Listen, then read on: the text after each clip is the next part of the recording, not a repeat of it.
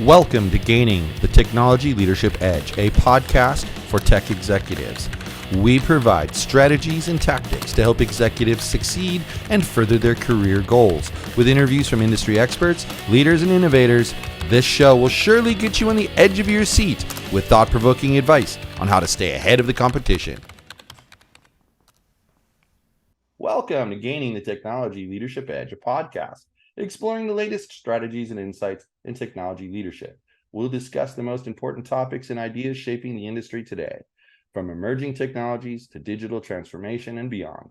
Join us to learn all of the juicy secrets of tech leaders, their biggest successes and failures on our quest for gaining that all-important technology edge. Are you ready? Let's get started. Our guest today is Brian Kelly. Brian is an entrepreneur, trainer, author, speaker, certified NLP practitioner, and automation expert. Peers have named him the automation master. Brian loves helping others to achieve success. Entrepreneurs hire Brian to reach their peak because most do not stand out in the marketplace and fail to attract a steady stream of ideal clients. He helps entrepreneurs and business owners who have the money but not the time to produce their top shelf, high quality, live interview style video show from A to Z, which results in saturating the marketplace with their message, which results in making more money in less time and with less effort. Welcome to the show, Brian. Hey, Mike, how you doing, my brother? So good to see you again. It's good to see you too, man. I really appreciate you being on the show.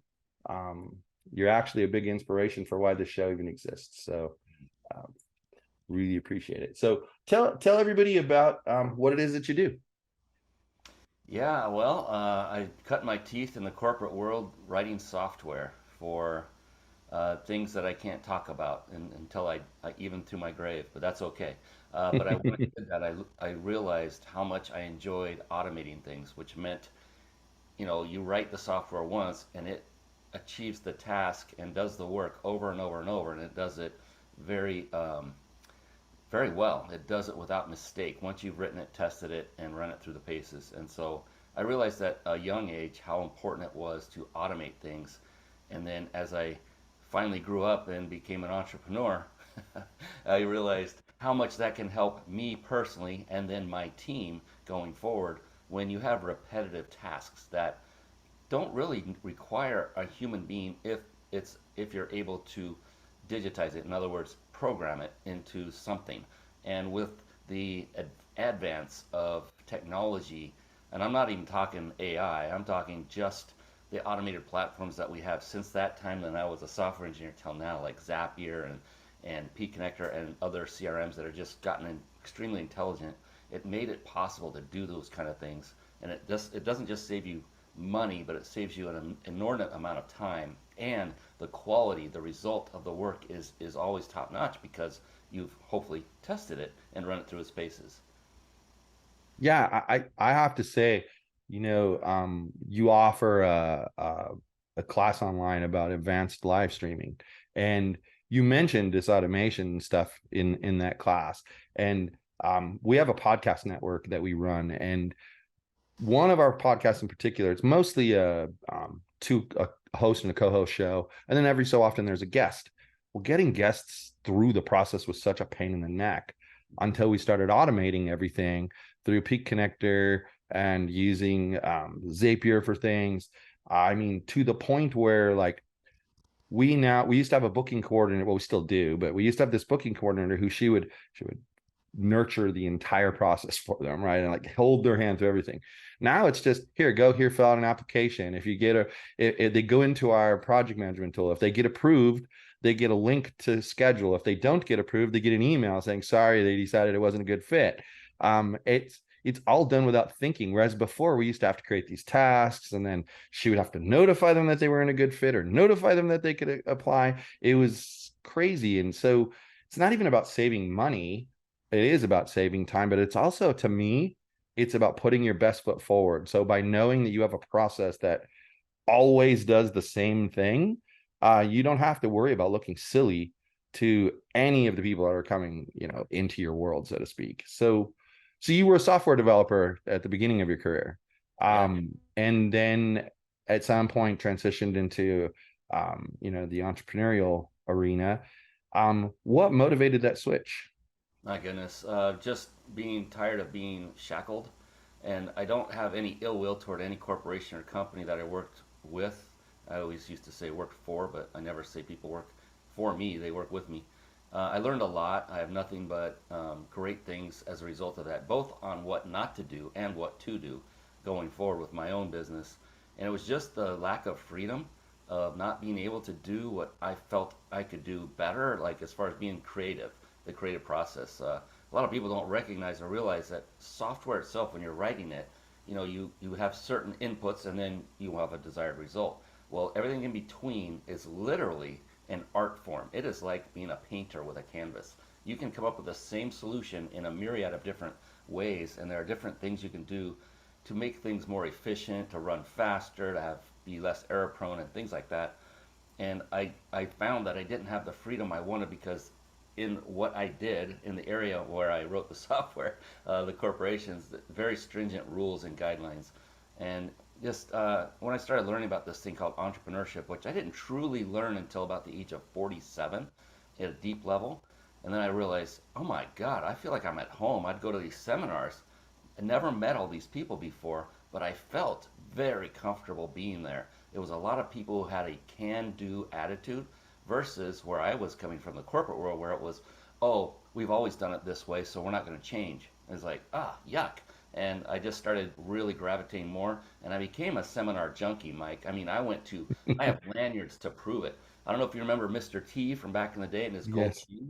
Well, I would, while I'm speaking on stage, I'd have a team member run up during a strategic point of the talk, and I'd take those lanyards and put them on, and I'd have an image of Mr. T, and I'd say, I put Mr. T to shame because I know the whole point is just show up, keep showing up, go to the seminars, keep learning. I don't do that anymore. I now prefer to speak rather than be an attendee, but I will still go when it's really, when I know it's going to advance my business forward. How do you think technology executives could benefit from appearing on various podcasts? Wow. Oh my gosh. Many things. One would just be the personal relationships you can establish with people like Mike Mahoney. Mike, you're a very tech savvy individual, and just that connection alone could be worth a gold mine because they may have an issue that they have not solved. And even you, Mike, may not have the answer personally, but guaranteed almost that you know somebody who could help them.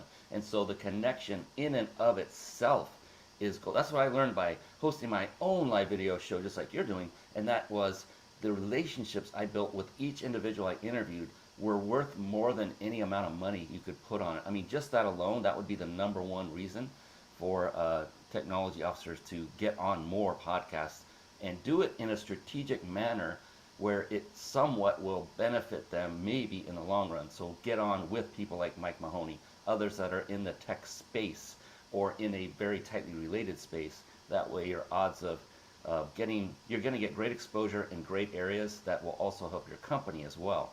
You'll be able to branch out, and it's all about connections. It just always comes back every time I talk about it. It's about the connections you make through personal relationships with the host of the show you're being interviewed on. Yeah, it totally makes sense. I mean, I've been doing this show now. I think this is going to be about the 25th episode. And obviously, I've had, minimum 30-minute conversation with each of these people. So you learn a lot of things that you didn't even realize, number one, existed in the world. But then you make these connections with people in, like you say, I'm making connections in other areas of the technical industry that can help my clients. It can help me in the future, and who knows who it can help. Um, I've met people who do content curation. It's literally like all they do is big data warehouses of content, all the way down to like a woman who teaches parents how to be good digital parents, how to teach kids safety online, and everything in between. So you're right. I mean, I imagine with your show too, you probably have run into so many, you interview all sorts of people. So I'm sure you've run into people from all walks of life. And the connections are I totally agree with you. They're invaluable. And I mean, I've even had like situations where you mentioned seminars. We put on one every year, and it's a virtual seminar. And sometimes it's hard to find speakers for certain topics. but I can go back to my podcast episode and say, well, this person and this person talked on it. And because you've worked with them before, they're more than happy to come speak, I find it to be a very valuable, the connection aspect, very valuable. Um, do you think perhaps they should pigeonhole themselves, though, only stick with technology, or maybe branch out into some other things that are of interest to them? It depends on their role. If they're a technology officer, it really depends on their role. But if they have any say in the marketing side of the fence, then definitely. I mean, that would be my bullseye is go after anything that has to do with marketing combined with technology. And sometimes you don't even have to have it combined with technology, just like you said. There are times you'll find out things you didn't know even existed, and you'll look at this other item and you go, I could actually wrap that into my automation sequence, or I can make this improve our current processes. So, as far as businesses go, marketing related shows I think would be very, very advantageous as the next beyond or next to technology. Yeah, I completely agree with you because they can kind of, if they have a say in that area, they can learn a little bit more, make some connections as well, and later it can benefit their company in the long run. I think a lot of the people that listen to the show are working with a company. They're part of a company, a larger organization, and they're not in the situation we are where we're kind of calling our own shots. And I think that's why they don't go on shows. They don't see a benefit for themselves. But I think what people today forget is with social media, you have to have a personal brand. I don't care who you are, right? I mean, you have to have a personal brand. And the best way to develop a personal brand is through video, if you ask me. Oh yeah, 100% agree with that, for sure. Do you agree with this statement? I think that one of the big reasons why video is a great way to help develop a personal brand is it's not always possible to meet people face to face and shake their hand. But if they get to see you on video, they see your facial expressions, they hear your voice, and it becomes like they know you. Like you. I mean, I've never met you face to face, but I think if you were to come to Vegas and we were to sit down and have dinner, it would not feel strange at all because I know you. I know who you are. And I think that's a huge benefit for any business, actually. I mean, I actually wish more CEOs would get out on the podcast circuit and talk up their businesses and not be sitting in an office somewhere all the time doing nothing. um so let's talk about the how you help people produce live interview style shows. What got you started with that? That's an interesting move from software development. Well, I went from software development to a certified personal trainer, and I did that online, live streaming workouts. I was before the pandemic, and no one wanted to do it online. They wanted to go into brick and mortar, so that ultimately needed to be folded up, and I did. And as I did that, I was also doing a live show because I loved speaking from stage, and this was a great way to get on stage many times without all the hassle of traveling, all that good stuff. And as I'm going through this, I'm automating the processes for myself so I don't burn out just to do this show, which at that time was not a business of any kind. It was there just to basically get more exposure, not only for myself, but for the guests that came on. I just loved speaking. And as I was doing it and developing the automated system, I started getting guests who were asking me directly after the show's over, Brian, can you show me how to do what you do? Because of all the automated messages, text messages, calendar system, they understood it was an automated system and they said, I want that. And I kept saying no because it was so complex. I'm like, how am I going to encapsulate this thing? Well, ultimately, I came up with a 60 video do it yourself system, a course, if you will. And the videos were not short, they were very comprehensive, A to Z, every step in Zapier, every step in P Connector. I mean, I left no stone unturned. I sent it out to a beta test group, which were those very people who had asked me, can you do Makes this? sense. Will you show me how to do this? And 60 videos, not one person made it past video number 10.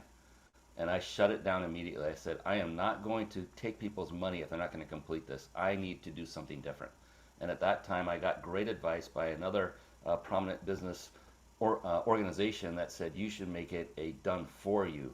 And I thought, wow, that's going to change everything. I need a team. I need this. I need that. I said, challenge accepted. I love it, and that's what we're doing now, and it's absolutely the best way to do it, because to do it with high quality and precision, to do it with communication, effective communication. I even coach the clients that come on even I'll watch their shows. I'll be the first guest on their show, so I can give them immediate feedback, valuable feedback. So the quality is number one most important thing, because that leads to professionalism.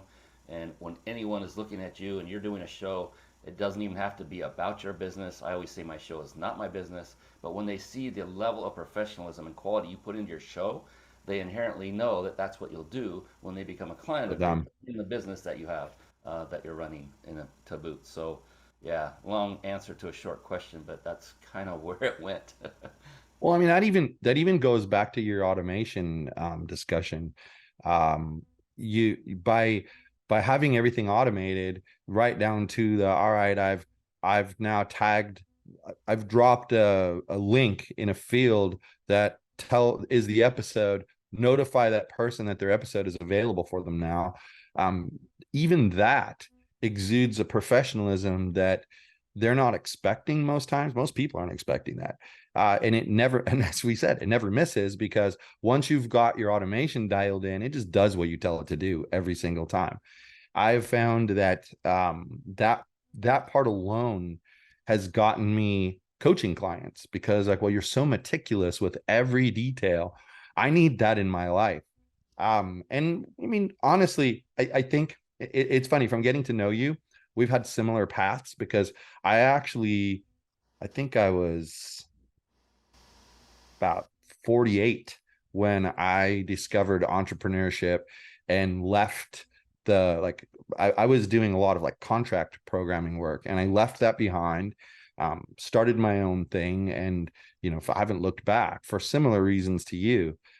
Same thing as doing this. I always have a lot to say, so having a platform like this is amazing to do that. And this show really has nothing to do with my business, other than the fact that I aim it at who my client is.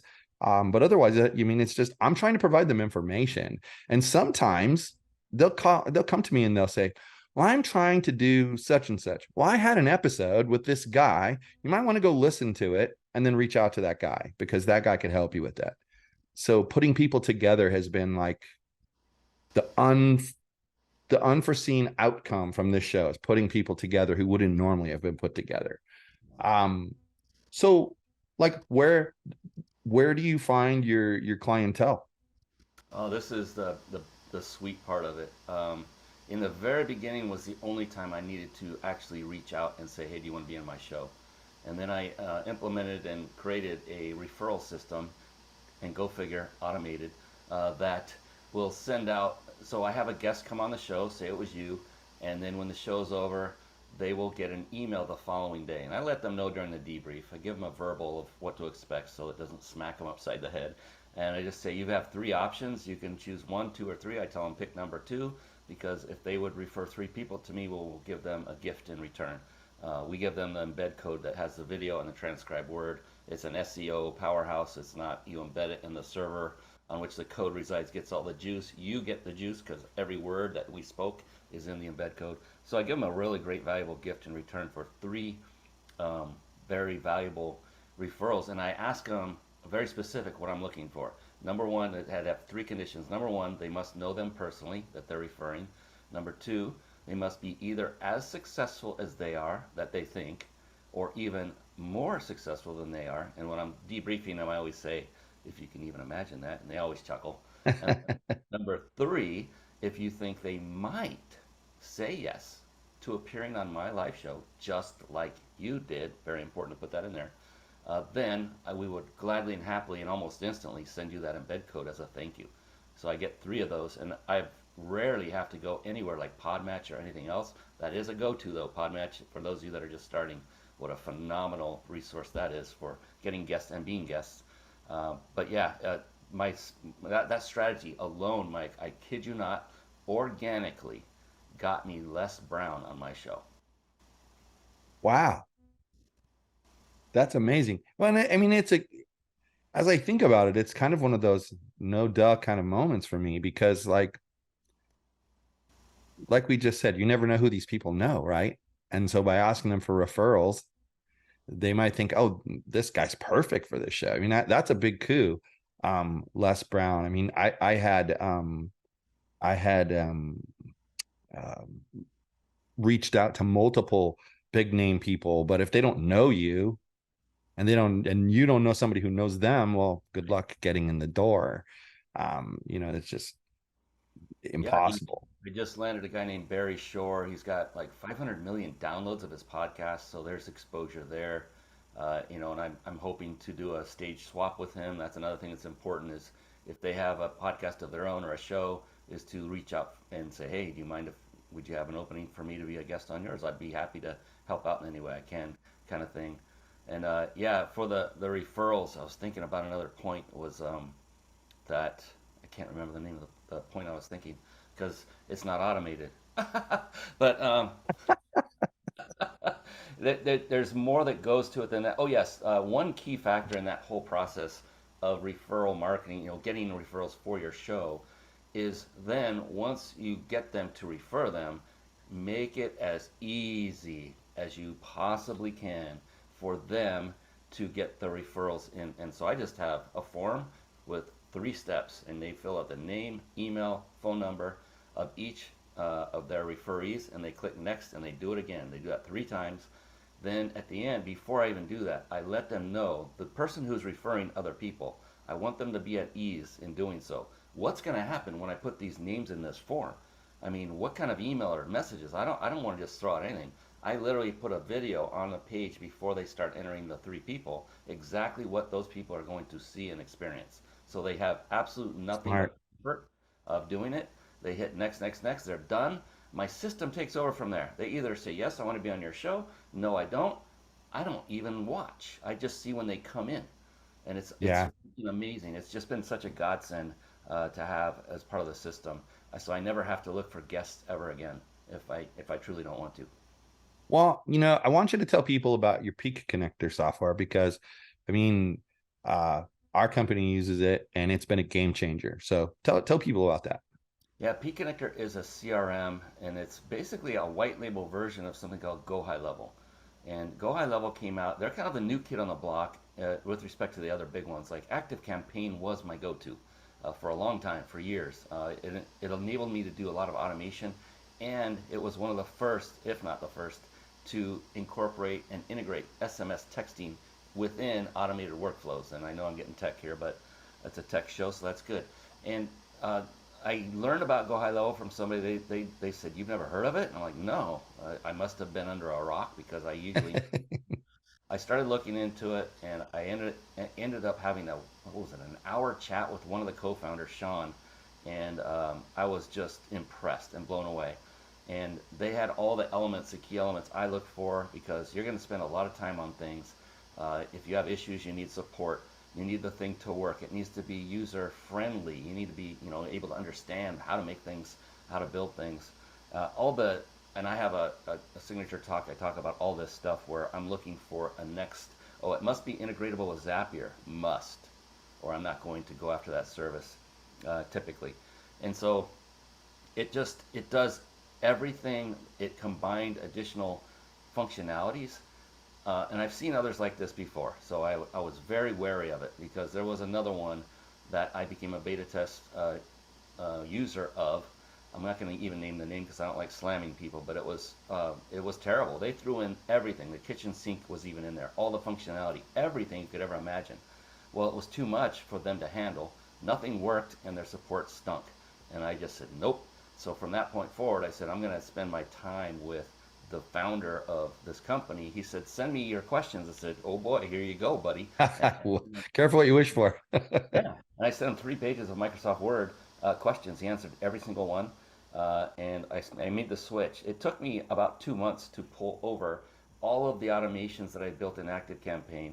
I mean, contacts you import like that, but the automations, workflows, and the things that are specific to that CRM take manual effort. It took me that kind of time to bring them over, have them run simultaneously, figure out how I'm going to do that before I knock out the old one. It was interesting. It took a lot of time. I knew that was going to come, so I made sure by talking and getting the answers to my questions done up front. Is it perfect? No. Not any technology suite on the planet will Mhm. ever be, I don't believe. But it's ever improving and it includes so much more functionality. The key is they have the people behind it that can support it. They don't they don't release things until they are tested ahead of time, or they give you the option of being a beta tester under the hood, so to speak. And they have, last check, 400 developers worldwide working for that company, way far more than other companies I'm aware of. And then I met them in person. Three founders were all in San Diego at I forgot, Traffic and Conversion Summit this past summer, and I got to meet all three of them. They were so personable. They weren't marketers, Mike. That was the thing that really came out. They were geeks like you and I. You know, they loved what they do, and it had nothing to do with money. I never heard any talk of money. I stood at their booth for the entire duration of my time at this traffic and conversion stuff. I mean, I went and looked at all the rest. And I was like, okay, I'm going back to their booth. They brought with them like 20 of their staff from different areas of the country and the world. I talked to every one of them. Every single person is passionate and loves what they do. And so I said, gosh, I'm so glad I made this decision to make the switch. And so I know it's a long answer, but by design, their whole suite is meant to be white labeled from the get go. So business to customer. I said, I don't want to resell it. I'm here to use it. And then I started using it, and I saw these little things about how to resell, and it's like, this is low hanging fruit. I should resell it. So I packaged it up, and now I'm reselling it at a bare bone 97 a month, and you get absolutely every feature. I don't play the games of bronze, silver, gold, and all that mess.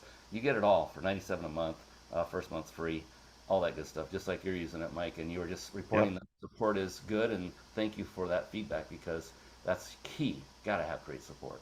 Yeah, it really is. And the key, I think the key for support people these days is paying attention to what people say.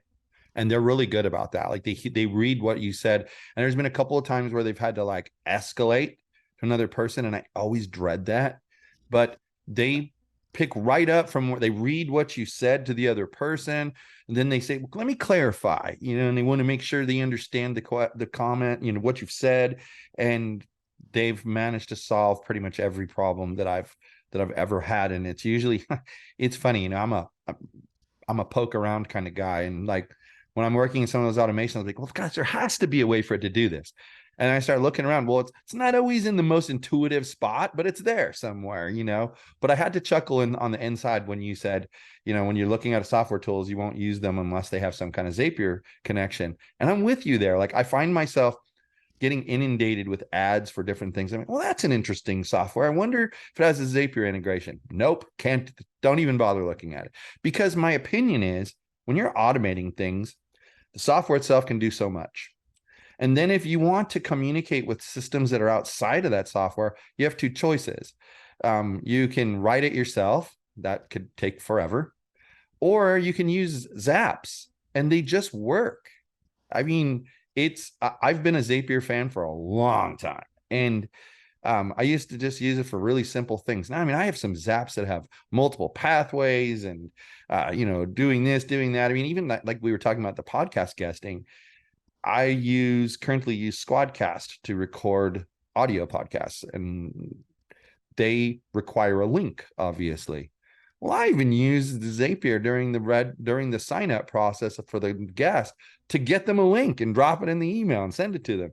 I don't even have to mess. The only time I go into Squadcast is when I'm ready to record the episode. That's it. I don't have to check for links or anything anymore.